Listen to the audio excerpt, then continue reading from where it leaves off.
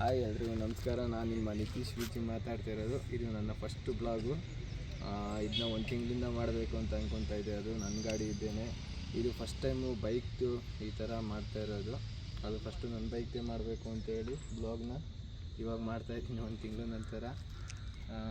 ಇದೇನಪ್ಪ ವಿಶೇಷ ಅಂದರೆ ಬ್ಲಾಗ್ ಮಾಡೋಕ್ಕೆ ಕಾರಣ ಆ್ಯಕ್ಚುಲಿ ನನಗೂ ಒಂದು ಕ್ಯೂರಿಯಾಸಿಟಿ ಐತಿ, ಎಲ್ಲರೂ ಹೆಂಗೆ ಮಾಡ್ತಾರೆ ನಾನು ಒಂದು ಮಾಡೋಣ ಅಂತ ಹೇಳಿ.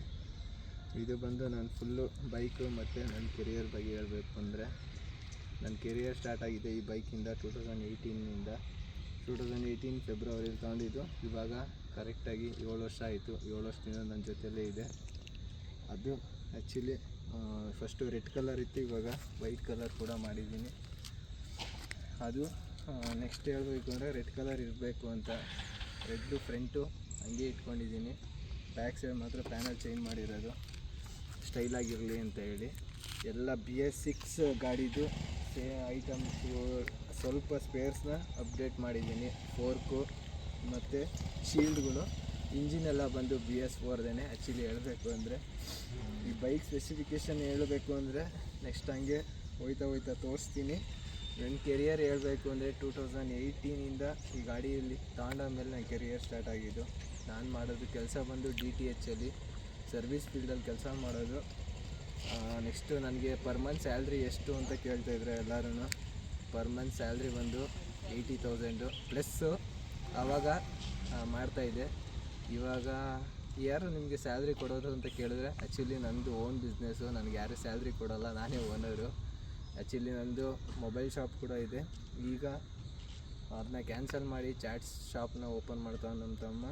ನಾನು ಏನು ಇಷ್ಟೆಲ್ಲ ಇದ್ದೀನೋ ಇದು ಕಾರಣ ಬಂದು ನಮ್ಮದು ಸನ್ಡೈರೆಕ್ಟ್ ಕಂಪನಿ ಆಗಿರ್ಬೋದು, ಈ ಗಾಡಿ ಇರ್ಬೋದು. ನಾನೇನು ಇದೆಲ್ಲ ಏನು ನನ್ನ ಹೆಸರು ನಿತೀಶ್ ವಿಜಿ ಅಂತ ಎಲ್ಲರಿಗೂ ಗೊತ್ತು. ಐಡೆಂಟಿಫೈ ಮಾಡೋಕ್ಕೆ ಕಾರಣನೇ ಈ ಬೈಕು. ಅದರಿಂದ ಇಷ್ಟು ದೊಡ್ಡದಾಗಿ ನಿತೀಶ್ ವಿಜಿ ಅಂತಲೇ ಹಾಕ್ಕೊಂಡಿದ್ದೀನಿ. Thanks for my all bikes ಅಂತ ಹೇಳ್ಬೋದು.